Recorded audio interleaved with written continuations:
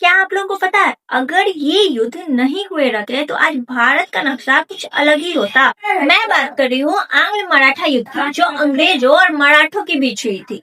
अंग्रेजों और मराठों के बीच 3 युद्ध हुए थे और तीनों युद्ध 3 संधियों के तहत समाप्त भी हुए थे। लेकिन ये युद्ध क्यों हुए थे, किस कारण से हुए थे, चलिए एक एक करके समझ।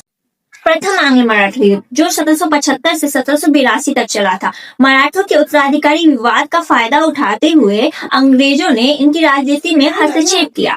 यह युद्ध लंबी चली, पर अंत में मराठों ने अपना वर्चस्व जमाए रखा और यह युद्ध साराभाई की संधि के तहत समाप्त हो गई और अंग्रेजों के बढ़ते कदम यहीं रुक गए। द्वितीय आंग्ल मराठा युद्ध 1803 से 1806 के बीच हुआ था। द्वितीय आंग्ल मराठा युद्ध कई संधियों के तहत समाप्त हुई थी, जो इस प्रकार है।